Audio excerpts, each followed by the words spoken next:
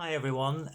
Today I've decided to, instead of doing poetry, to talk about a painting, which is the one behind me, and really sort of just give an analysis of what I think about the painting.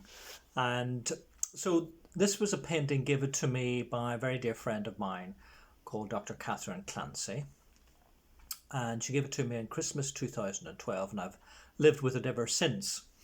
And Catherine, she is a sculptress, painter, Roman Catholic, mother, grandmother, and psychoanalytic psychotherapist. And a few years ago, she had a wonderful exhibition in Guildford Cathedral entitled Dark to Light. And she's very interested in the sort of spiritual mentions of the human psyche and what she terms bringing forth that what may be hidden to vision, both in her paintings and her sculptures. The title of this is called Emerging from Dark Night of the Soul. And so I'd like to sort of begin with an analysis of the painting and then link them to some spiritual dimensions, specifically what dark means in the Christian terms. So for me, I think in this picture, I believe the artist is trying to convey an emerging from this dark night, hence the light beginning to appear. And yet it's not a fluorescent light, it's a more muted, which I feel represents the slow emergence from one of these dark nights.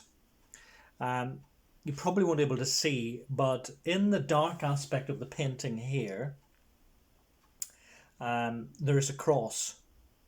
So to me, that's indicating that although we may be held in the dark, say the dark of the paint, could symbolize with the cross that God is present even if we feel a deep and profound absence, which a lot of dark nights of the soul, or we could call depression or despair.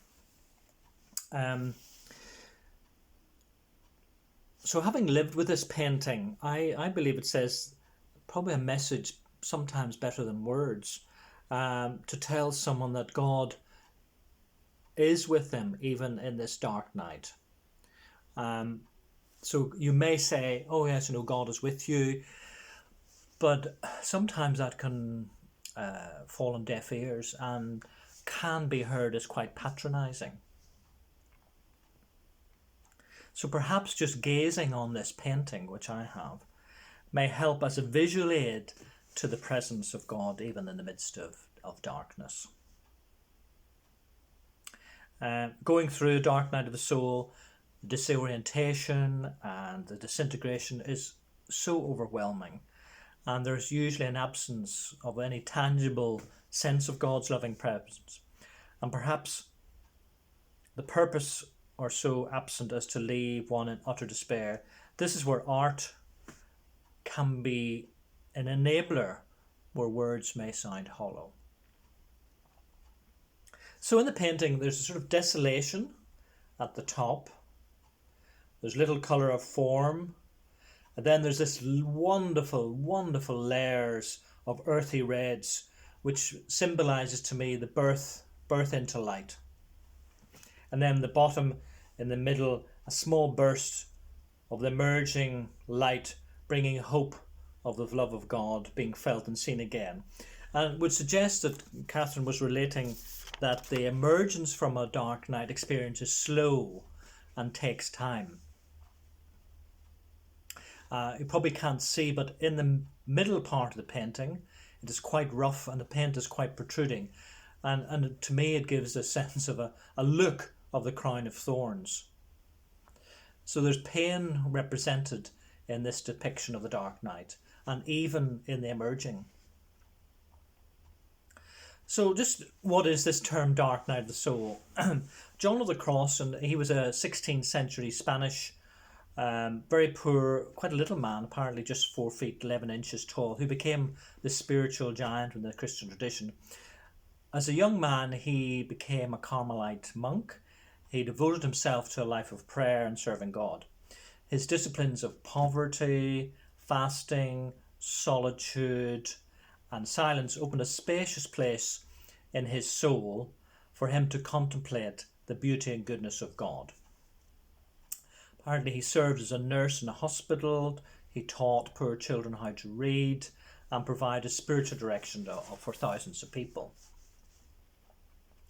At the time, a lot of the religious leaders were quite threatened by John of the Cross, and particularly his intimacy with Jesus. And they actually commanded him to stop teaching contemplative prayer, and they persecuted him.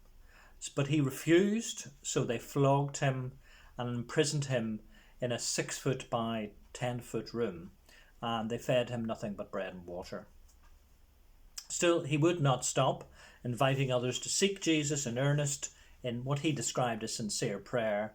So he was given more floggings, and they kept him in his dark dungeon. He prayed to be delivered, but his prayers weren't answered. Desperately, he sought the light of God's blessing, but he was imprisoned in the dark for 9 months. But from this confinement, John of the Cross wrote a poem, The Dark Night. His prayer and poem and explanation of it helps us understand the lament from the psalmist. Why, O Lord, do you hide your face from me? And then maybe this question evokes, what's going on in the dark night of the soul?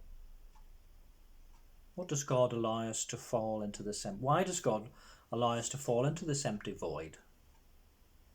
Does he not love us? Will he not help us? How do we deal with this feeling of abandoned in hopeless darkness? I mean, this having a dark night of the soul can strike anyone. And I think this is well illustrated in the story of Mother Teresa of Calcutta. 10 years after her death, a collection of her private letters was published. And suddenly the joy that the sister from Albania once radiated seemed anything but simple. As the letters revealed, for the entirety of her public ministry, the founder of the Missionaries of Charity endured increasing feelings of desolation and abandonment by God. And she wrote in 1957, I am told God lives in me, and yet the reality of darkness and coldness and emptiness is so great that nothing touches my soul. And when this was read by many people, they were disturbed by Mother Teresa's writings, but I would suggest it shows a profound testimony to her sanctity. Perhaps we all experience this at times or many times in our lives.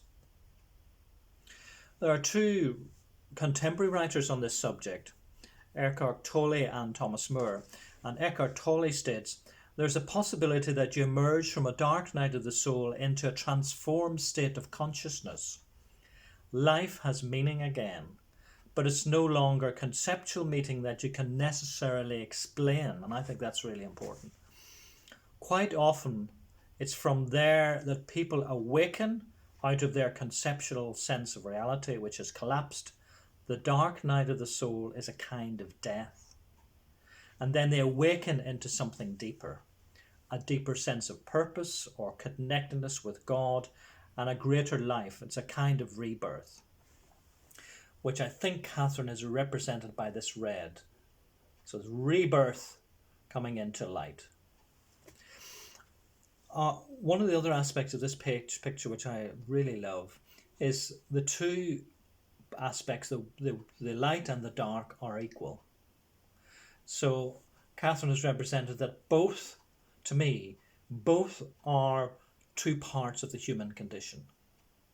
We cannot always be in light and we can't always be in dark.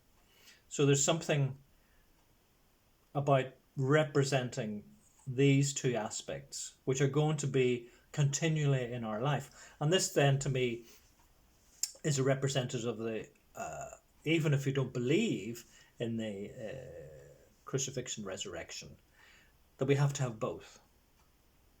We can't have resurrection without crucifixion. We can't have light without dark, and we can't have dark without light. So both represent our human condition.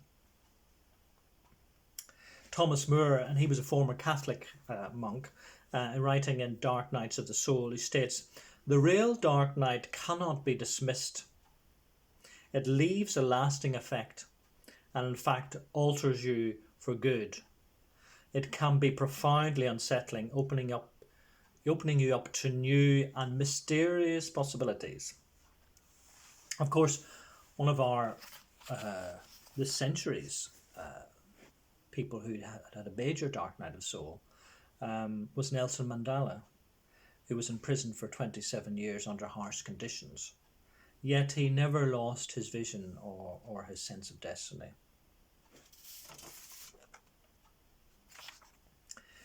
And if we remember the words Jesus used in his teaching, wake up.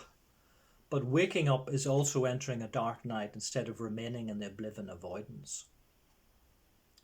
This painting reminds us that dark nights are part of the Christian story and indeed the human story, and perhaps fundamental to spiritual growth. I think the painting is quite beautiful picture.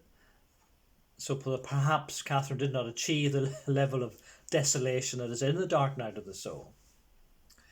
But in my conversation with Catherine, her theory, which is drawn from the sculptor Henry Moore and her own psychoanalytic practice, is that no artist has ever created real despair, which is, of course, is contained in the dark night of the soul, that God is left, you feel forsaken. Because, and I think this is fascinating, a juxtaposition, because the moment you pick up a pen, a brush, sculpting tools, that is the movement towards life and spirit, and therefore is no longer dark night of the soul. So I hope that has been interesting. I guess I have lived with this wonderful painting for a number of years. I love it. People who do gaze on it are very moved by it, and I feel very honoured to have it in my caretaking. And so that is for today, and I hope you enjoyed it, and hope to see you sometime soon. God bless.